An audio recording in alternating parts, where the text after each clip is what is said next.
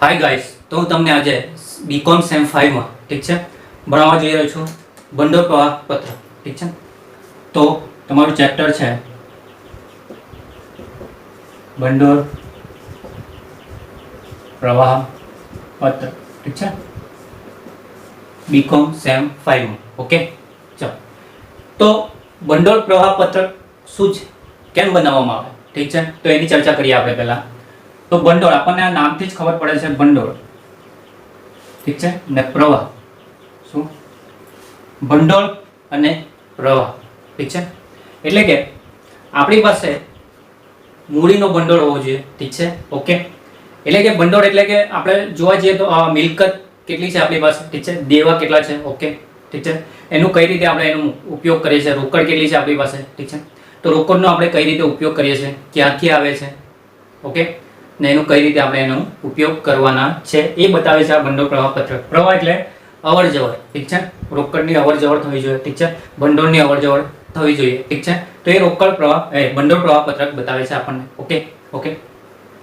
હવે મિલકત દેવાની માહિતી આપણને જરૂરી છે ધંધા માટે, ખ્યાલ આવી ગયો. ઠીક છે, નફો કેટલો થયો છે, નુકસાન કેટલું થયું છે એની પણ જરૂરી છે. ઓકે, ઠીક છે, તો આ બધી જે નફામાં કેટલી આવક આવી, કેટલી આવક ગઈ, ઠીક છે, કેટલા મિલકતો છે, કેટલા દેવાઓ છે, તો આ બધી દરેક બાબત ભંડોળ પ્રવાહ પત્રક આપણને બતાવે છે. એટલે કેટલી પ્રાપ્તિ થઈ, કેટલા ઉપયોગ થયો એ દર્શાવતું પત્રક એટલે આપણે એને કહીએ ભંડોળ પ્રવાહ પત્રક. ઠીક છે, એટલે કે આમાં મૂડી ક્યાંથી આવશે ને એનો કઈ રીતે ઉપયોગ કરીશું આપણે એ ચર્ચા કરે છે ભંડોળ પ્રવાહ પત્રક. ઓકે, એટલે કે ઇનફ્લો આઉટફ્લો.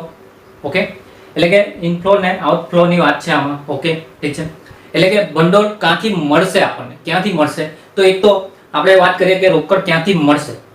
ઠીક છે, હવે રોકડ મળશે આપણને, એક તો આપણે શું કરીશું, આ શેર બહાર પાડીશું. ઠીક છે, ઇક્વિટી શેર છે, પ્રેફરન્સ શેર છે, આ શેર બહાર પાડીએ તો આપણી પાસે રોકડ આવે.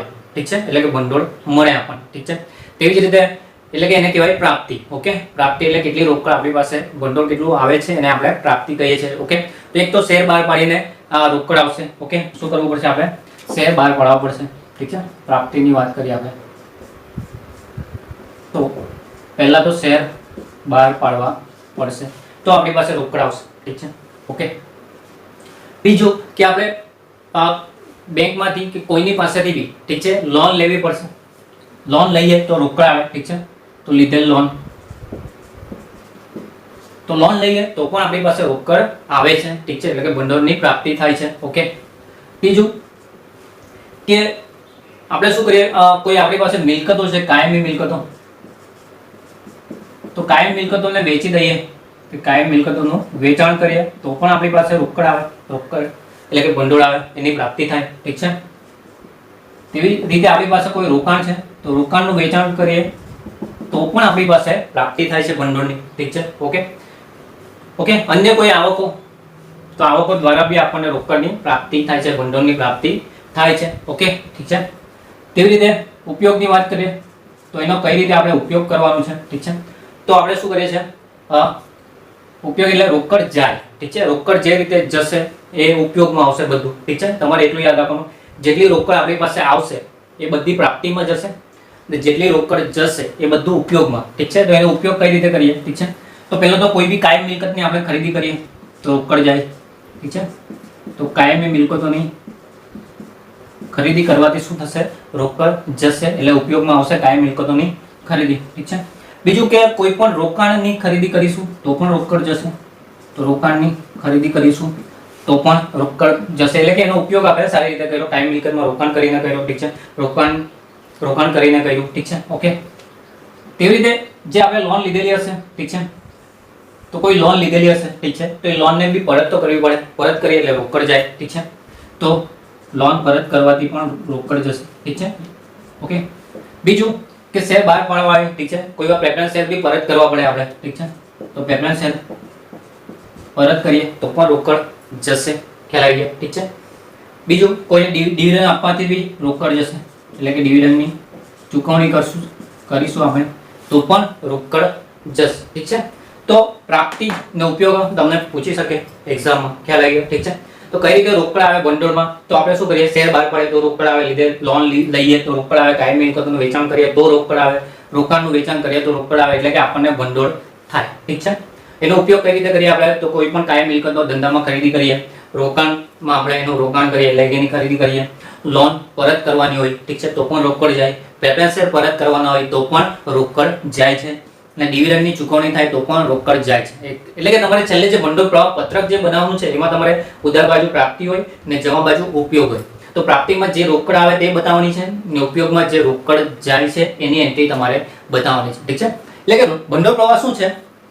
ફક્ત રોકડ જ વ્યવહાર નથી, રોકડથી કંઈક વિશેષ વ્યવહાર છે, ઠીક છે.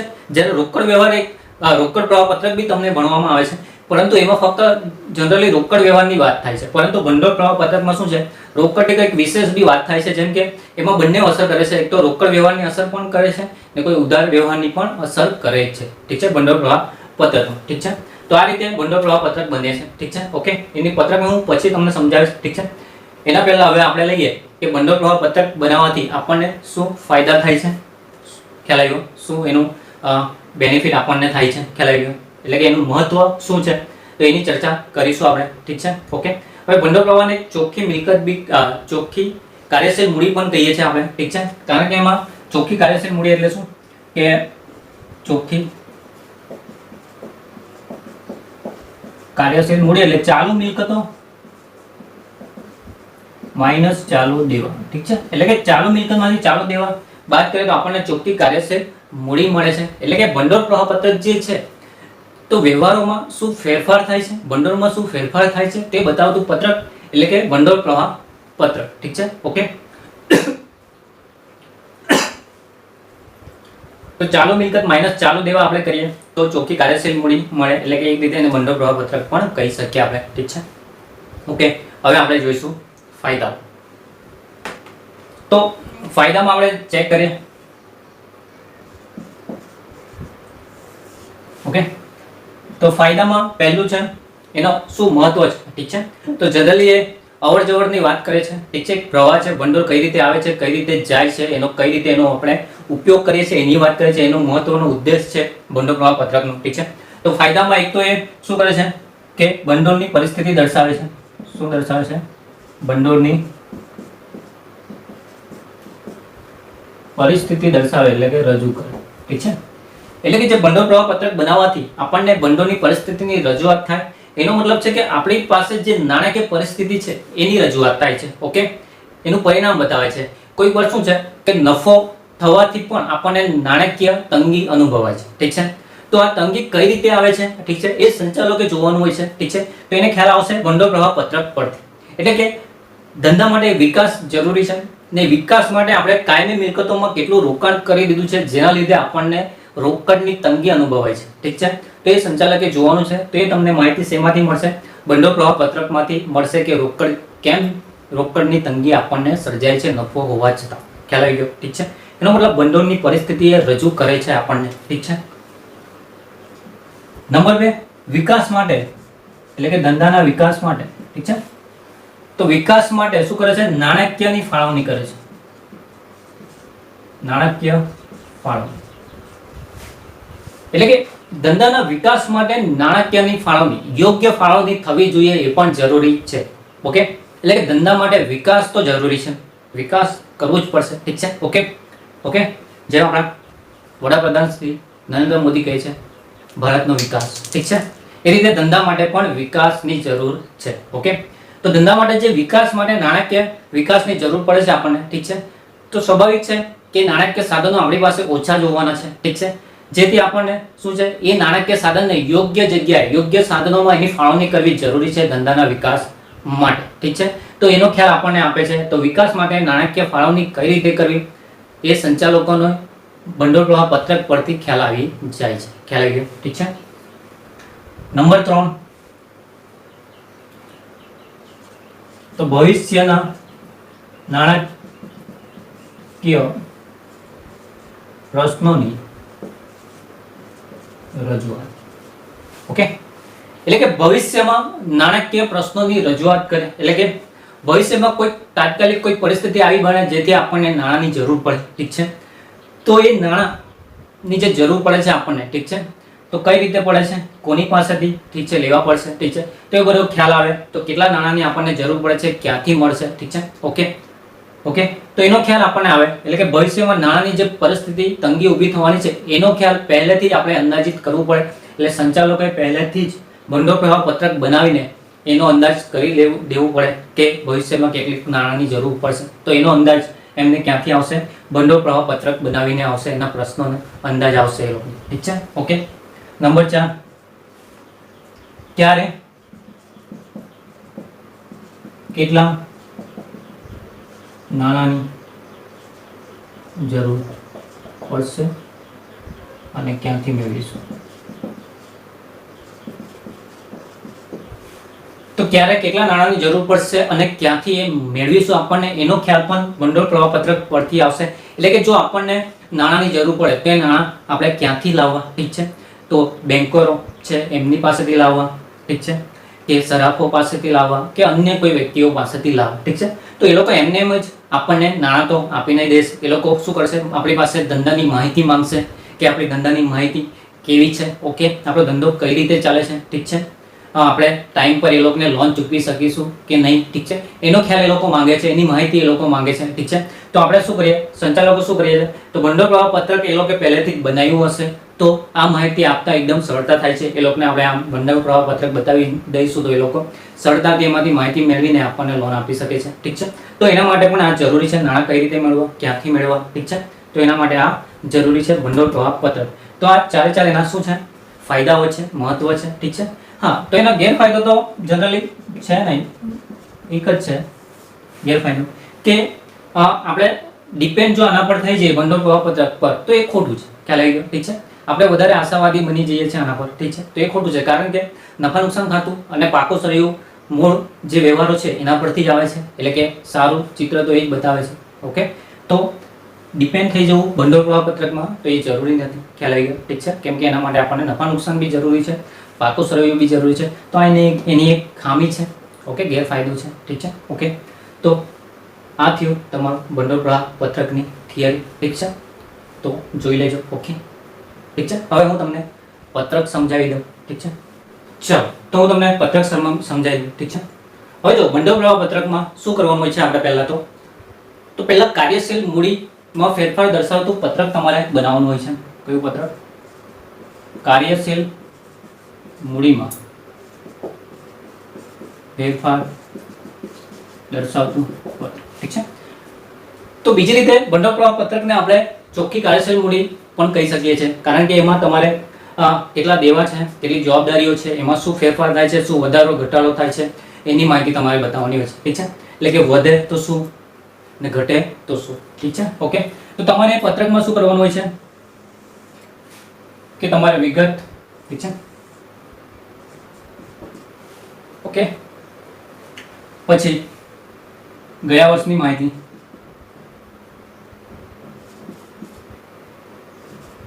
એટલે રકમ. ઠીક છે, એટલે ચાલુ વર્ષની રકમ. ઓકે, અને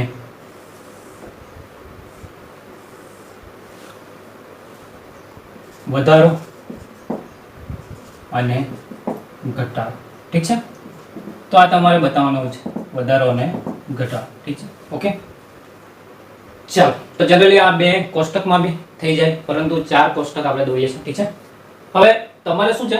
2 વર્ષના પાકા સરવાળા લેવાના છે કે 2 વર્ષના પાકા સરવાળામાં કેટલો ફેરફાર થયો છે તે દર્શાવે છે. ઠીક છે, ભંડોળ પ્રવાહ પત્રક. ઠીક છે, તો 2 વર્ષના પાકા સરવાળાની તમારે માહિતી લેવાની છે. ઠીક છે, ધારો કે આપણે પહેલા લેવાનું છે, મેં તમને કીધું કે કાર્યશીલ મૂડી એટલે શું? ચાલુ મિલકત માઈનસ ચાલુ દેવા. તો પહેલા તમારે શું લેવાની છે? ચાલુ મિલકતો લેવાની છે.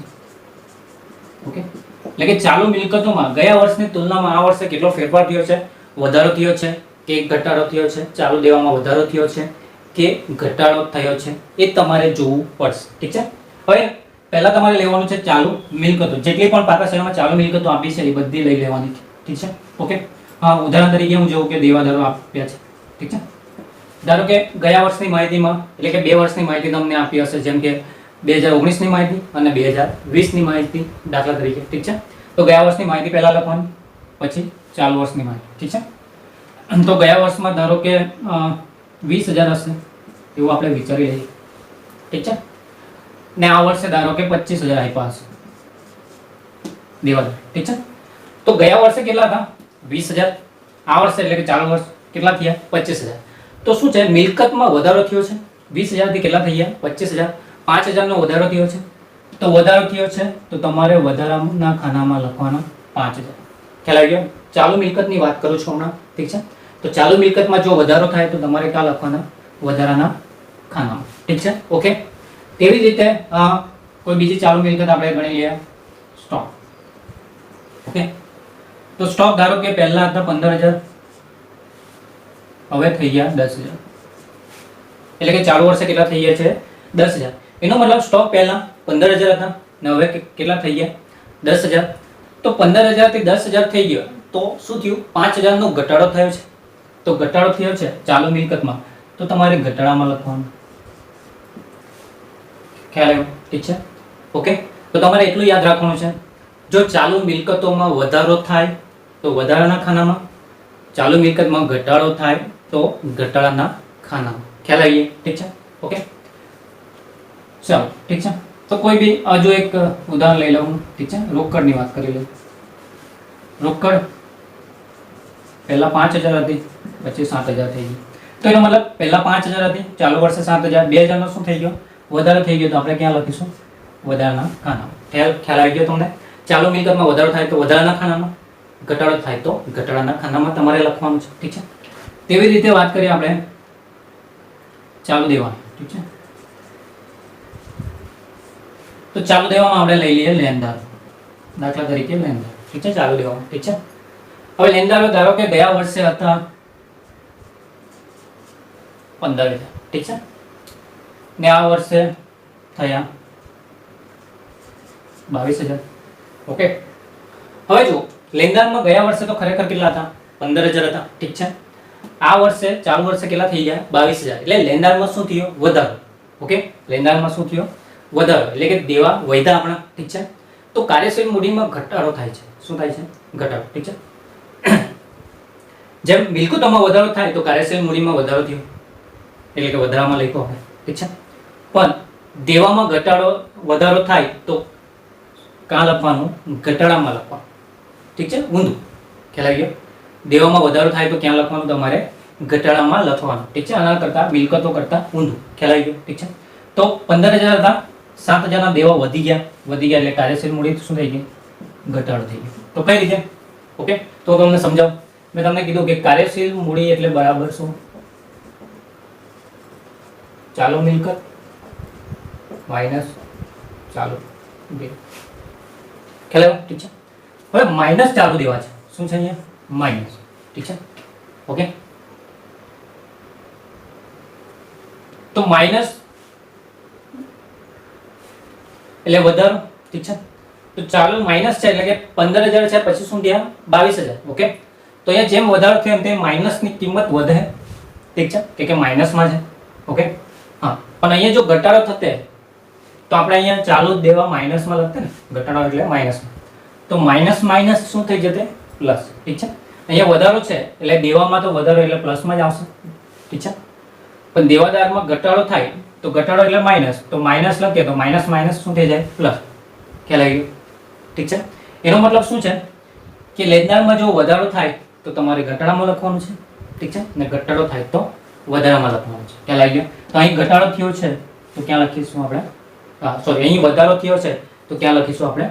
ઘટાડામાં, ઠીક છે. એટલે કે મિલકતમાં વધારો થાય તો વધારામાં, મિલકતમાં ઘટાડો થાય તો ઘટાડામાં. પરંતુ ચાલુ દેવામાં વધારો થાય તો ઘટાડામાં, ને ચાલુ દેવામાં ઘટાડો થાય તો વધારામાં, નેગેટિવ, ઠીક છે. ઓકે, ઠીક છે. તેવી રીતના હું લઈ લઉં દેવી ઊંડી.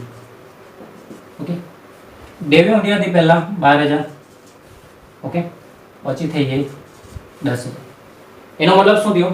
ગયા વર્ષે 12,000 હતી, આ વર્ષે 10,000 થઈ ગઈ. તો 2,000 નો ઘટાડો થયો. ઘટાડો થાય તો ક્યાં લખવાનું? વધારામાં, ઠીક છે. ઊંધું. ખ્યાલ આવી ગયો? ઠીક છે. એટલે કે માઇનસ છે ચાલુ દેવા, પાછો ઘટાડો એટલે પાછો ઘટાડો માઇનસમાં લખીશું આપણે. એટલે માઇનસ માઇનસ શું થઈ જાય? પ્લસ. પ્લસ એટલે પછી વધારામાં. ખ્યાલ આવી ગયો? ઠીક છે.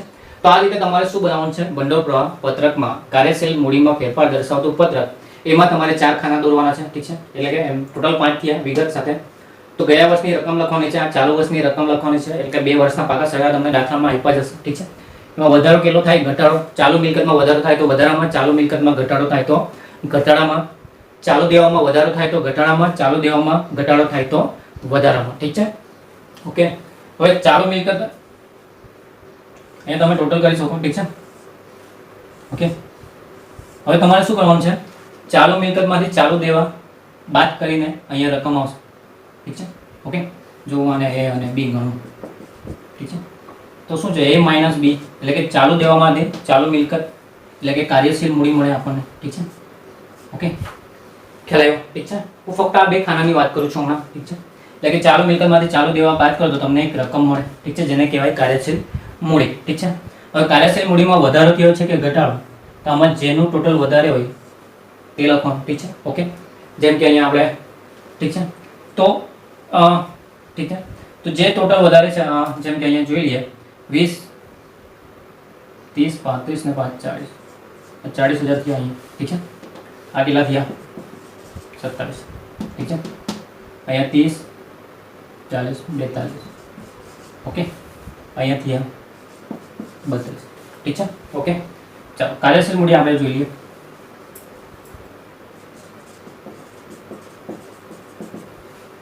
ઓકે, તો 40,000 માંથી 27,000 જાય તો 13,000 બચે. ઓકે, 40 માંથી 42,000 માંથી 32,000 જાય તો 10,000 બચે. ઓકે, હવે જો આમાં સૌથી વધારે કયું છે 13,000, તો જે વધારે હોય તેનું ટોટલ. ઠીક છે, બાદ બાકી કેટલી આવશે 3,000. ઠીક છે, તો આ શું થયું, કાર્યશીલ મૂડીમાં વધારો થયો કે ઘટાડો થયો. ઠીક છે, તો એ કઈ રીતે નક્કી થાય, તો ગયા વર્ષનું ટોટલ છે 13,000 ને ચાલુ વર્ષનું ટોટલ છે 10,000. એટલે કે ગયા વર્ષથી ચાલુ વર્ષમાં શું થઈ ગયું, ઘટાડો થઈ ગયો એટલે ઓછા થઈ ગયા. એટલે આને શું કહેવાય, ઘટાડો. કાર્યશીલ મૂડીમાં ઘટાડો ગણાશે, કારણ કે ગયા વર્ષની તુલનામાં આ વર્ષે કાર્યશીલ મૂડી ઓછી થઈ ગઈ એટલે કાર્યશીલ મૂડીમાં ઘટાડો થયો. ઠીક છે, જ્યારે આમાં શું છે, આમાં ડાયરેક્ટ તમે ટોટલ કરી દો. 5 ને 2 7, 8 9, 9,000, 7 ને 5 13, 9,000 કે 10, સોરી આ 12,000. ઠીક છે, તો 9,000 ને 12,000. ઠીક છે, ટોટલ કઈ બાજુનું વધારે છે, ઘટાડા બાજુનું, તો એ ઘટાડો ગણાશે. ઓકે, ટોટલ જે બાજુનું વધારે એ એનો જવાબ, એટલે કે 3,000 માઇનસ આવ્યું. ઠીક છે, ઓકે. તો વધારે ઘટાડામાં જેનું ટોટલ વધારે એ જ એક ગણાશે, તો ઘટાડાનું ટોટલ વધારે એટલે એને ઘટાડો ગણાશે. ઠીક છે, આમાં શું કરવાનું છે, ચાલુ વર્ષમાં શું થયું છે, વધારો થયો છે કે ઘટાડો એ તમારે જોવાનું. ઠીક છે, જો ચાલુ વર્ષમાં વધારો થયો હશે તો વધારો લખવાનું, ઘટાડો થયો હશે તો ઘટાડો. ઠીક છે, ઓકે. ઓકે, તો આ છે તમારું કાર્યશીલ મૂડીમાં ફેરફાર દર્શાવતું પત્ર. ઠીક છે, ઓકે. પછી આપણે બનાવવાનું છે નફા નુકસાન, સુધારેલ નફા નુકસાન ખાતું. સુધારેલ નફા નુકસાન ખાતું નફા નુકસાન ખાતા જેવું જ છે. ઠીક છે, ઓકે. ફક્ત એટલું કરવાનું છે, એની જે બાકી આપી હશે આપણને પાકા સરળમાં એ બાકી દર્શાવવાની છે. જમા બાકી હોય તો જમા બાજુ શરૂઆતની બાકી ને ઉધાર બાજુ છેવટની બાકી. ઠીક છે, ઓકે. એ રીતે ને સેમ જ કરવાનું છે તમારે. જે રીતના તમે ઉધાર બાજુ નફા નુકસાન ખાતામાં જેટલા ખર્ચા લખતા હતા એ જ તમારે ઉધાર બાજુ લખવાનું છે, જમા બાજુ લખવાનું છે. ઠીક છે, ને બંને પ્રવાહ પત્રક ઉધાર બાજુ પ્રાપ્તિ ને જમા બાજુ ઉપયોગ. ઠીક છે, તો પ્રાપ્તિ મેં તમને કીધું જેટલી રોકડ આવે તે ઉધાર બાજુ પ્રાપ્તિમાં ને જેટલી રોકડ જાય તે જમા બાજુ ભંડોળ ઉપયોગમાં. ઠીક છે, ઓકે. તો પહેલા તમે આ કાર્યશીલ મૂડી સમજી ગયા. ઠીક છે, તો હું તમને એક દાખલો કાર્યશીલ મૂડીનો ગણાવીશ. ઠીક છે, આગળના લેક્ચરમાં. ઓકે, ઠીક છે, જેથી તમને ખ્યાલ આવી જાય. ઓકે, ઠીક છે, તો લેક્ચર અહીંયા પૂરું થાય છે. મળીશું. Good bye.